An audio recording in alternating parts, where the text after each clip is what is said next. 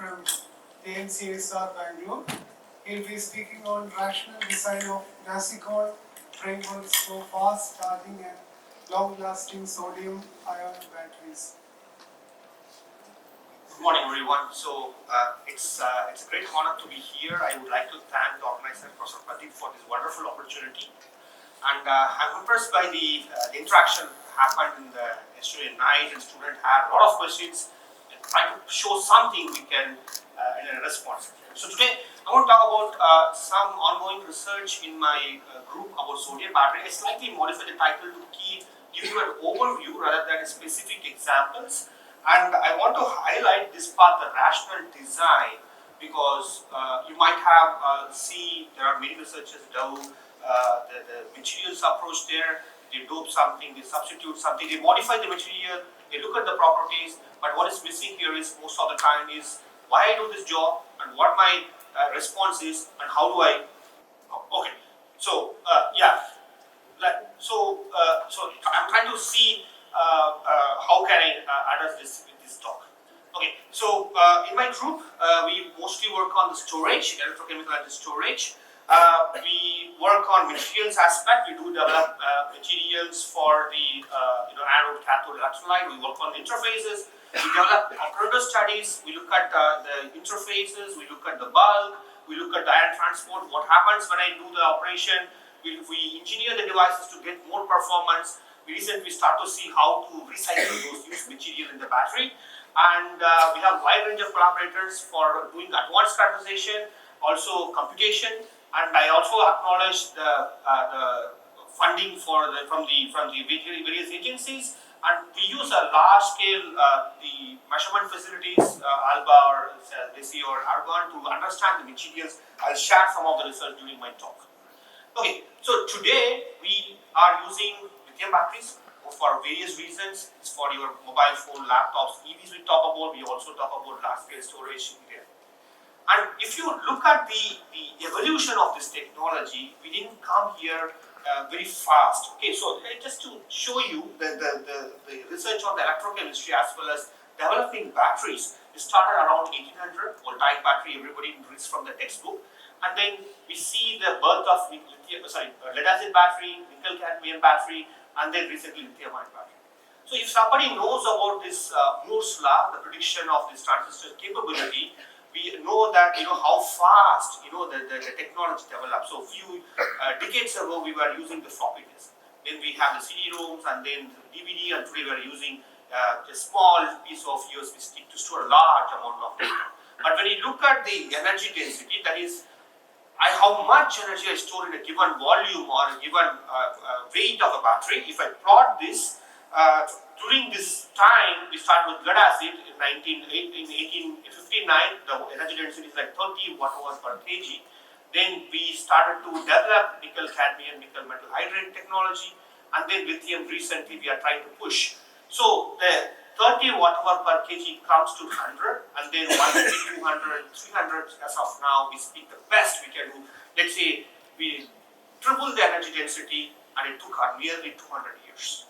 Okay, so that's happening, progress is happening, but progress is slow. But the reason here is battery is one of the most complicated technology and device, and understanding and developing materials takes its own pace. So if I define how the battery works, you already have knowledge of electrochemical cell. It's just an electrochemical cell. You have three essential components: a cathode, an anode, and an electrolyte. It can be liquid or solid, doesn't matter. So I give a schematic for lithium and sodium. The talk is going to be on sodium. I'm just putting them on the same side. So in the lithium battery, what you have in your cell phone or on the electric vehicle, you have cathode called lithium cobalt oxide, a type of material. Anode we use graphite, and you have electrolyte, probably some lithium salt with some organic solvent. During the discharge, that is when I use this in the application, the ion stored in the lithium ion stored in the graphite gets released. The electron goes to the external circuit, and the lithium gets stored in the cathode material. When I recharge the battery, that is when I replenish the energy in the battery, the lithium ion travels in the opposite direction, and the electron goes in this way. The overall reaction is given. The same idea or the principle we use to develop for the sodium battery, just mimic this, and the designs can be slightly different, the material can be slightly different, but the operation principle is the same. That's why over the last 10-15 years we see so much development happen in the sodium ion technology. And very importantly, the operation principle wise, we use this transition metal based cathodes like oxide of phosphates here. During the operation, the redox of the transition metal changes, that governs my voltage, my charge capability, charge storage capability, everything in the technology. Okay, when I talk about battery, always we talk about, okay, this is bad, this is bad, this is good, or this is worse, or something. How do I compare? So for this, I try to bring up on a chart like with the multiple parameters. So energy density, as I defined, is how much energy you can pack in a given volume or a weight. Or power density defines how fast I can take out the battery. For example, I want to develop a fast charging battery, 10 minutes can I charge back? Or I want to get a large amount of power at a given time. Okay, so this is defined in the power density. Voltage, because there are application demands 3 volt, 4 volt, there are application demands 1 or 2 volt, and cost and other parameters. So if an ideal world, if I want to develop a technology, what I should do, I should touch every of this aspect given in the blue curve. So we call it spider chart. This is an ideal situation, but when we look at the real world technology, most of the time, let's say lithium battery, you get good energy density. Power density is okay, voltage is high, but then the commercial availability or the life is still need to be improved. So we are working towards developing better technology over the time. Now, as a classic textbook example, I want to show you how you design battery, what kind of material I choose. So I bring the thermodynamic consideration here. So in a battery, you have a cathode, you have an anode, both are them in contact with the electrolyte. Say water-based electrolytes are well known. So when you design a battery, in ideal world, what we need to do is place an anode, the electrochemical potential, chemical potential of anode should be within this LUMO gap, and the cathode within the HOMO gap, so that you do not have any parasitic or unwanted reaction. But in the real world battery, including lithium battery or lead acid battery, we try to push this boundary of this chemical potential up or the cathode load. The reason is the operating voltage of the battery is dependent upon the difference between these two chemical potentials. So larger difference, you get large the voltage, and the capacity of a battery material is defined using the Faraday's first law. This is what you learn in your 12th standard or 10th standard textbook. The capacity is proportional to the number of electrons exchanged in the electrochemical reaction, inversely proportional to the molecular weight. So you want to achieve high capacity, you take lightweight lithium, you can take it, or you can have more number of electron in reaction, let's say aluminum or magnesium, you get 3 charges or 2 charges respectively. And the energy density is that if you calculate, it's the integration under the area of this curve, voltage versus capacity, or you can say voltage times capacity. So if you want to have a high energy density battery, either you increase the voltage or the capacity, or if you are fortunate, do both, you get more energy density. So using this, you can connect your chemistry to the technology. So I'm trying to do that quickly. So these are some parameters I'll be using. So I want to clarify this. So in the as I said, like no, let us say very heavy bottom of the periodic table. We move to the lithium lighter. You get more capacity, more energy density there. And the power is like you take a water bottle, you fill all the water. That's how you store the energy. How fast you pour this, you're going to get this power density in there. Okay. So moving back to the sodium era, so the research initially started 70s, both lithium and sodium, and lithium won the race because Sony commercialized in 90s, and lithium is good, everything is done. But then late 2010, something like that, researchers started concerned about the availability of lithium because we have lithium mostly in Bolivia. We don't have widespread availability. Can we develop a technology which is analogous to lithium but cheaper? Okay, so thought process led to the development of sodium technologies. I just showed the status on the cathode. So there are variety of materials we develop in the academic labs. Okay, so this can be something on oxides, which I show you the structure in, or something called phosphates. The phosphates here, or something this kind of Prussian blue. Prussian blue is the material the mankind known for many centuries. Okay, so these are the big development happened, but in the reality, only 3 of them is getting pushed for the commercial application. So the first one is this layered oxide, similar to the lithium battery. We have lithium cobalt or lithium cobalt type oxides in the cathode. So the structure I will come back to here. It's like a layered compound, rock solid structure. You have certain advantage here. You can have high capacity. You can make it easy at a scale, but you have problem of this low voltage. You want high voltage. This material have low voltage. This multiple phase transition. So what I mean by multiple phase transition is there is a material, when I try to take out sodium, it undergoes various changes. That I want to avoid.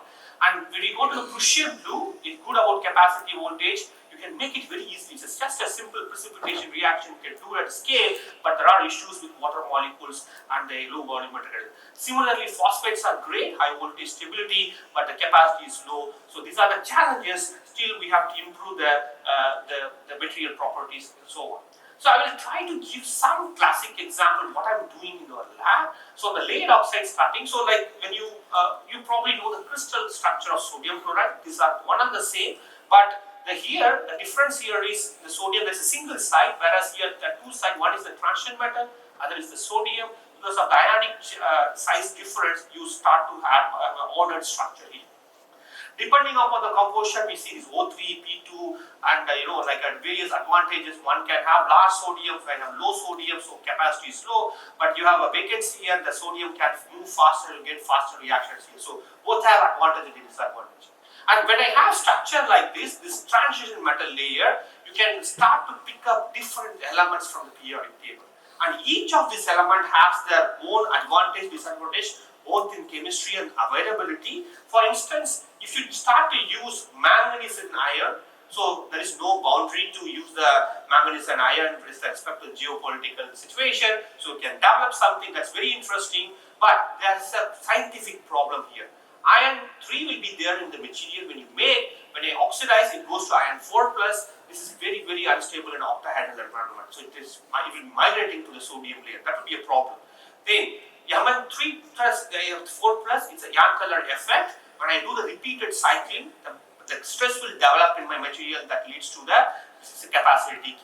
So what we done in our recent work, we take this material, we know the problem. So for example, in this sodium iron manganese material, the capacity was very, very, very fast. This is known in the literature. So the reason is, again, this material undergoes these multiple phase changes. You can see this is a simple X-ray pattern in the beginning. When I operate the battery, I collect the pattern we call operator studies, and you see there is new peaks are coming, that is a new phases are coming out. That's not really good. That will create a lot of stress in the material. So we try to address this by kind of a dual substitution, lithium and copper, both are electropositive. The idea is you make stronger bond in the transition metal layer, you do not allow the ions to move around. So that's a core idea. So what we did, we have some baseline compound, we call this sodium iron manganese oxide, NFMO. You can have the doping of or substitution of some amount of lithium and copper in the transition metal, and we done the regular powder X-ray. This is what we do classically for solid state chemistry. And when we compare the results, structural results, you see that the transition metal oxygen bond initially around 2 angstrom, it reduces, that means it becomes more covalent as expected. Then the sodium layer slightly expands so the sodium can freely move. So that how I dope this so that the functionality also can be tuned. Now we are not satisfied only, we want depth investigation because I want to see the changes particularly pertinent to the iron oxygen or manganese oxygen.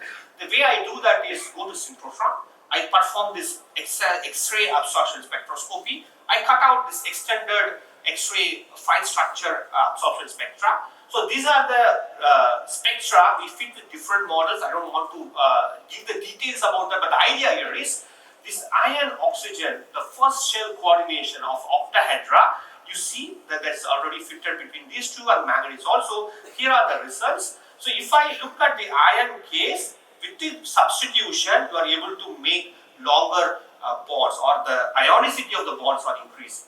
Whereas in the manganese case, you see a bond are getting shorter, that means covalency is increasing here. So, like by same substitution, one way I'm increasing the bond covalency, other way we're increasing bond ionicity. So what is happening with my properties? So when I increase the bond ionicity, the voltage raise, you can compare the operation voltage of undoped sample with the substituted sample. You see the voltage push in there. In fact, we kind of make more silent on the manganese. We do something called capacity transfer to the iron parts. We kind of want iron to be more active, manganese to be suppressed to avoid the yarn color distortion.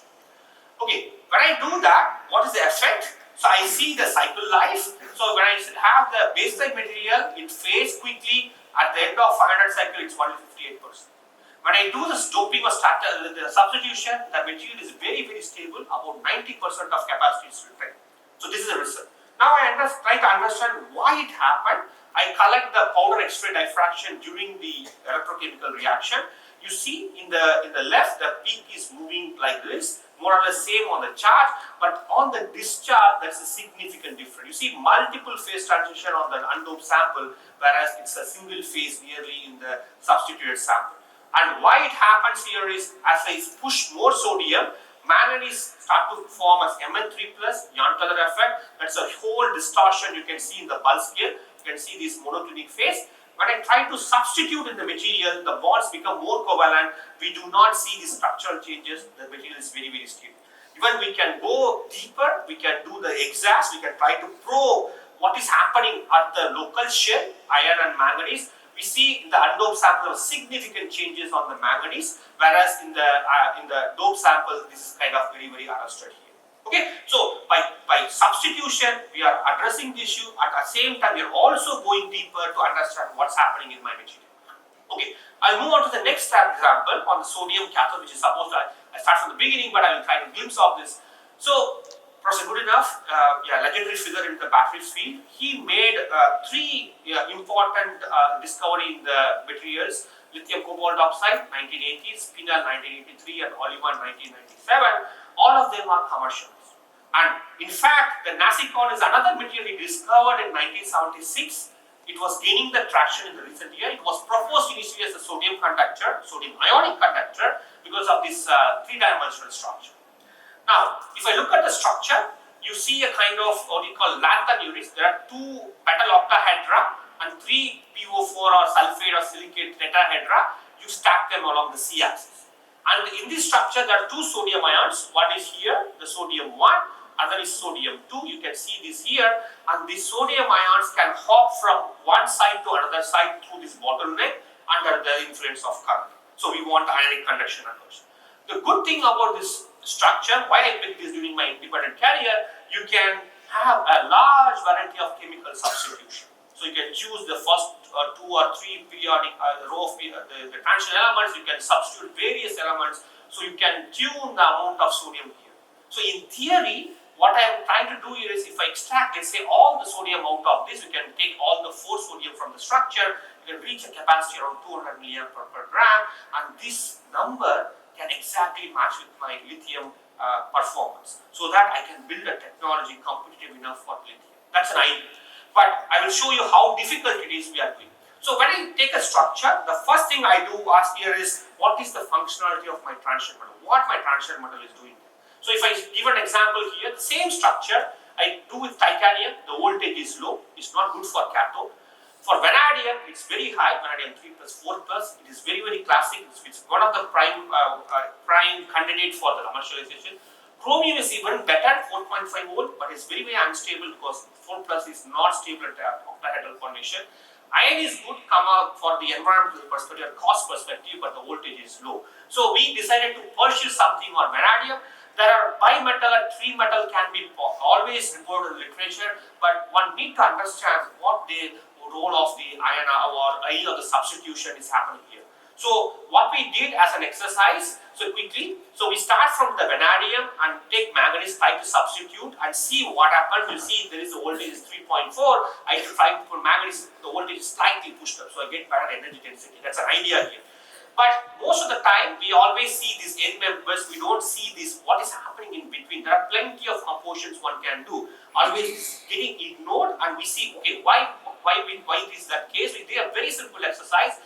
We take this compound, we try to replace vanadium with manganese systematically, and we follow the response. So black curve is the baseline. I substitute a small amount of manganese, you see the performance decrease.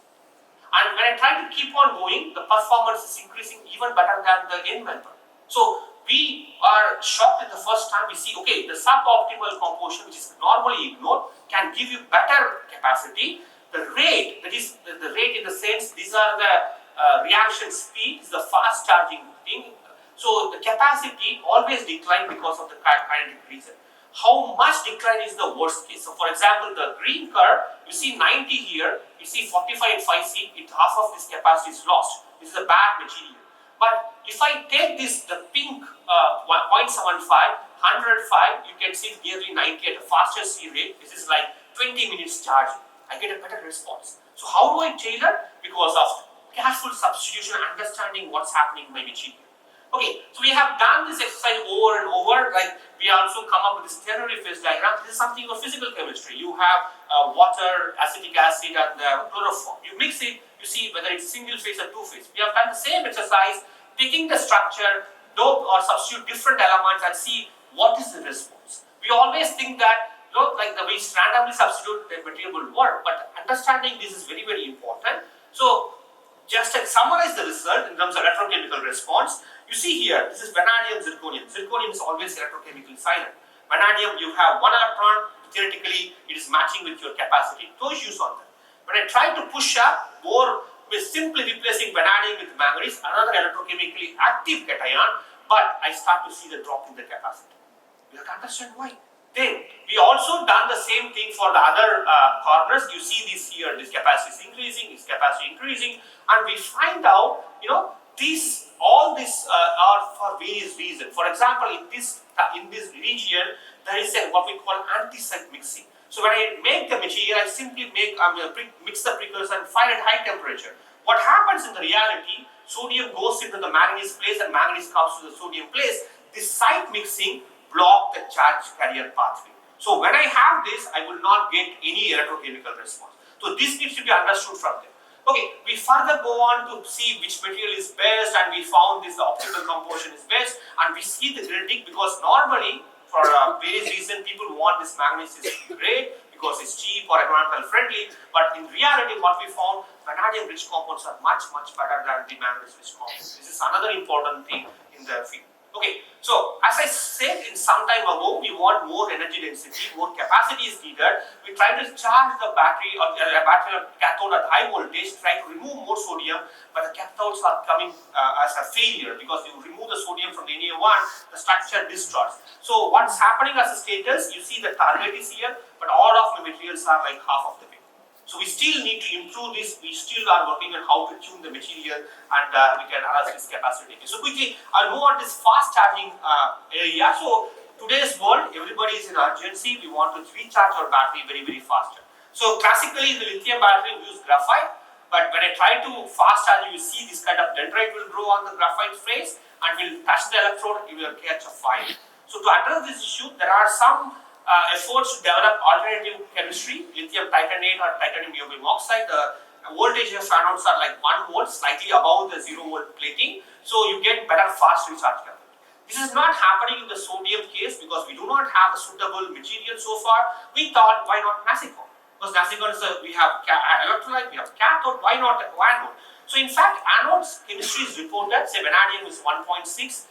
This is low, but capacity is low. Titanium is 2 volt, voltage is high, bad, but capacity is okay. So we thought of defining, why don't we start with niobium, because niobium is an interesting element in the periodic table. It can take 2 or 3 electrons at a time to get more capacity. So we started with this empty NASICON. The idea is you get more empty side, you get more filling of the sodium. We tried it, but the capacity was decaying faster. For the almost similar reason what I showed, because when I start to remove the sodium, the octahedra starts and the capacity or the material gets degrading here. The way we address this, we learned from there. We try to put some sodium by electrochemical by doping the vanadium. We stabilize this case. You can see this is much better compared to the other case. But recently, nanoscience it changed our view. So we thought of why don't we do some nano engineering. So we done the nano engineering by particle downsizing and some carbon coating. We're getting almost 90% 99% capacity. That's how to show you how we achieve. So we pick up a composition, sodium, vanadium, aluminium phosphate, and did the solvent synthesis classical way, we characterized it. But the more important thing is when I have this bimetal, I see by NMR there is one single type of environment. When I introduce more aluminium in there, I start to see other signal, and it is very important because you get chemically similar or with a different environment, the ion can move faster in the lattice. So the electrochemical response, you can see the voltage curve. So the average voltage of this is around 1.2. So you see this niobium activity, vanadium activity, again another electron niobium activity. You can take some DQD which is like CV of your this thing. You can have a capacity around 140, 150, even you can go slightly more, 170, 180 is also possible doing that research now. So understanding materials is another important thing, as I say. So what we do here is called operator studies. We have an electrochemical cell, we have the cathode, we cycle them when we back and forth, and we follow the changes shooting the X-ray. This is done in the laboratory. So you see, XRD, you have initial peaks in the beginning. When I push more sodium in the material, you see the peaks are going more or less. That means my volume is expanding. As I put more and more sodium, my AB axis of this material start to expand. I do see this here. When I charge back, I see all the peaks coming back, and the starting and the ending are the same push. That means my material is recovered to the 100%. We have done this for numerous cycles, and the material is very, very stable, I see. And also, one can monitor the sodium occupation through the solid state NMR. I said two sites are there, initially one, and start to see the second, and then it's a kind of symmetry. When you go back, we calculate it. So these are overall mechanism we propose, the two-step reaction for niobium 5 plus 4 plus 0.7 sodium, and then vanadium niobium on the low voltage, almost 1.7 sodium we can comprehensively see. The very important discovery we made in this study is this fast charge capability. So we compare two samples. This vanadium niobium we have done in a bulk, a really large particle. Okay, when I do the nano engineering with this aluminium doped carbon coated sample, you see initially both of them are giving almost similar capacity. When I charge faster, 20C is like 6 minutes charging. Okay, then you will get capacity of 80 milliamp per gram. Okay, this fast charging we are able to make it. Why we are getting better capacity is like electronic conductivity is much higher here, ionic conductivity is much here. They also look at the diffusion coefficient by the GIT experiment. This is almost 10 power minus 9 centimeters per second. With this, we did this cycling performance in different conditions. I report here only two. So 1C we get almost 500 cycles, almost no capacity decay. 10C rate we still have that long-term cycle stability. And we start to make full battery out of. What I mean full battery, we have a cathode, in this case a NASICON material, sodium vanadium phosphate, and then the anode is the aluminium niobium phosphate. We are building a cell closer to 2 volt, we are pushing the boundary by some more engineering now, and this full battery, we can start 5 or 6 minutes, you get it 80% of SOC in that shorter time. And this curve, we can see the comparison of power density and energy density. This is like how much energy you store in the battery, how fast you can do, and you can see in the battery we are able to get this more and more power compared to any of these things. We have done this long-term cycling stability in the fastest rate, slow also we have done. So 20C rate, we are retaining 80% capacity, even 3,000 cycle, but we are having more number of cycle at present as we speak today. Okay, so we got enough use coverage. We are now collaborating with some OEMs to see whether we can scale up this material, scale up the technology. That is something, an ongoing effort from our end. But I also want to bring the discussion as a take-home message from this whole thing. So again, I brought back this pilot chart. Through our research, we mostly look at this energy density, power density, and safety. Of course, the voltage are there. But I said in the beginning, the reason why we do the sodium battery research is the low cost or the widespread availability of the material, or the sodium precursor. Lithium we don't have its purpose in the country.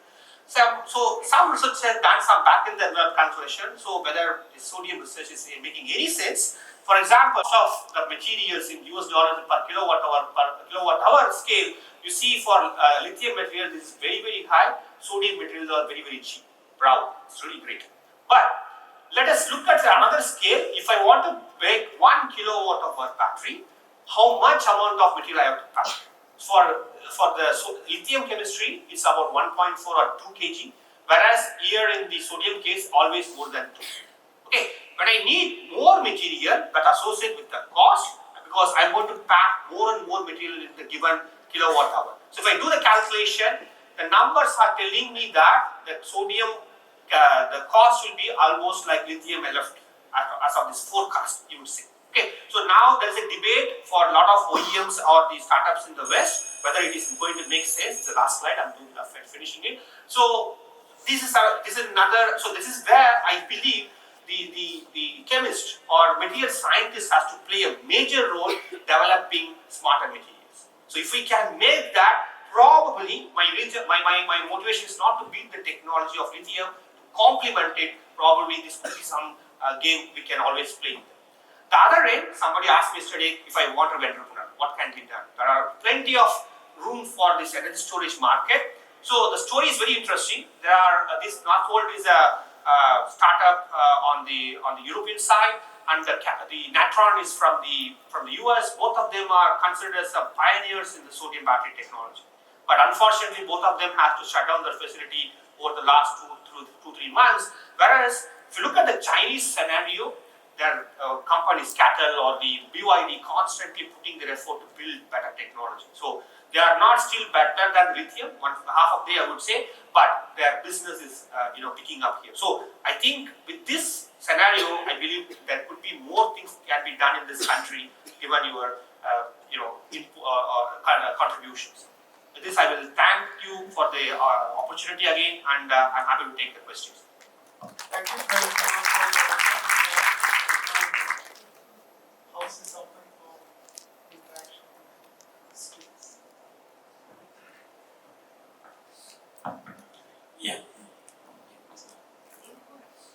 Yeah, nice talk. So, what are the challenges involved in the commercialization of sodium battery in general and in your last part of the work?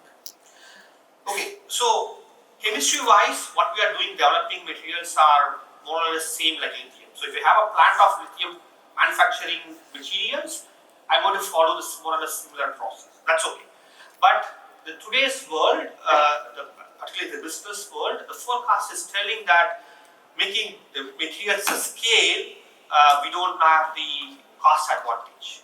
The reason why is by various policies, China kept this cost of lithium iron phosphate, for example, as at the bottom. So if I calculate the cost of today's immature technology, I would be projecting 2 times that cost of mature technology. So no investor will make it.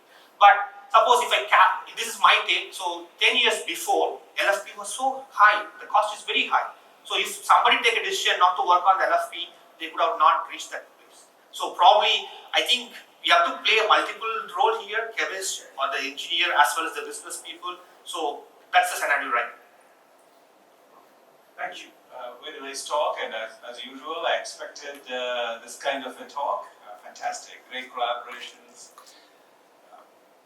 So people say that lithium batteries probably in the next generation, it may last for 15 years. They may not die at all. What's happening here? Well, is there a risk in that sense if we go to sodium batteries?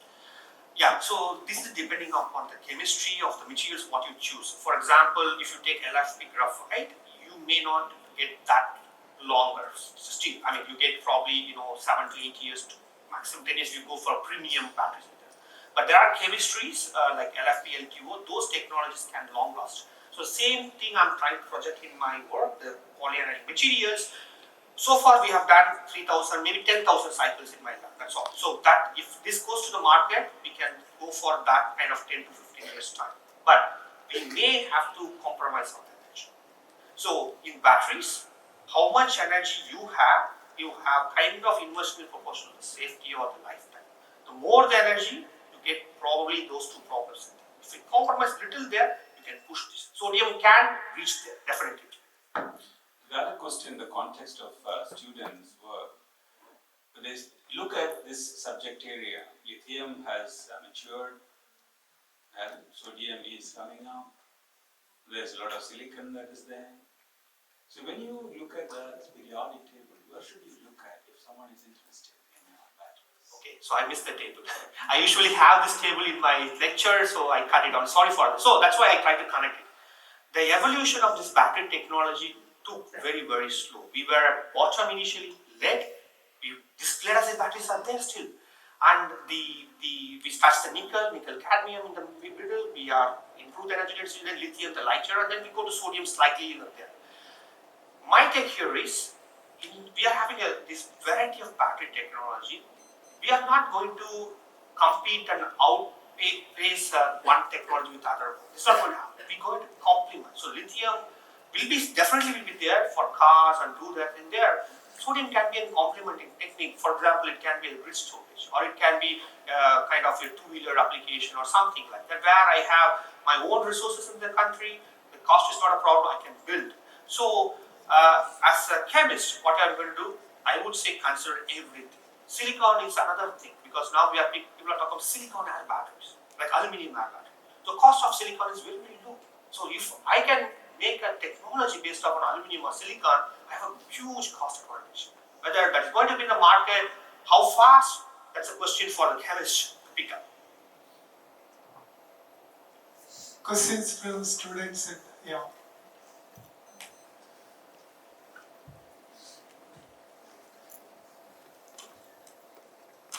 Hello sir, it's the next talk. Sir, yesterday also we discussed, Pradeep sir also told there is an interesting topic on battery that we can charge at one time and you can use till some 20 or 30 years. What is your, it's not a question, what is your opinion on that one? If we can develop some kind of thing that will last more than 20 or 30 years. So, what's your opinion on this? So, I mean, this would be fantastic. Okay, so that's what everybody wants. You charge once and 20 years, that's something we can do. But then that leads to the question, what kind of materials, what kind of chemistry, and how I'm going to do the engineering here. So if I tick all the boxes, there's always possibility to reach them. And definitely, I mean, when lithium does this wonder, sodium could also do, because we have that rationally, it's a very, very similar in terms of chemical properties.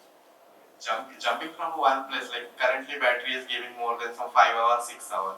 Jumping from 5 hours till 20 years, how long it will take time? So I think you're consciously, so that's like, the storage is not for long lasting 20 years, it's like multiple cycles they are going to do that. Okay, it's not like that. So that's what I'm saying, like initially when lithium batteries started, the research or even the commercialized one, these are let's say 1,000 cycles. But we talk about right now it's 8,000 to 10,000, it's already there in the market. So they took nearly 25 years or 30 years, let's say today.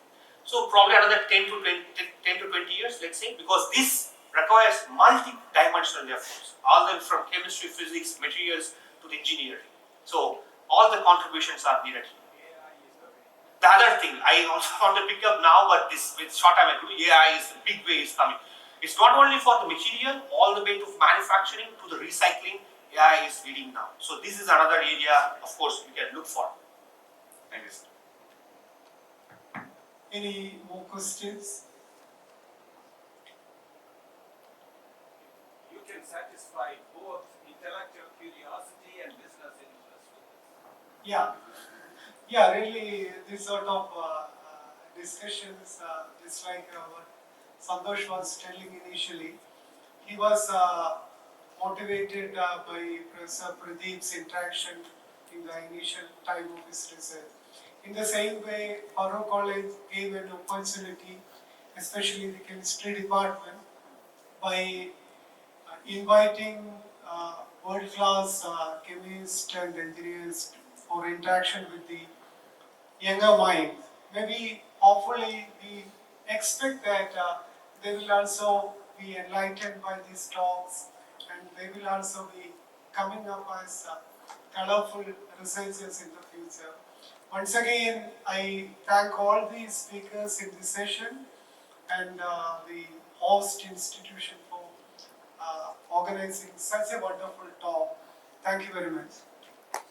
I request Professor Muhammad Shahid Tayyib to present token of love to Dr.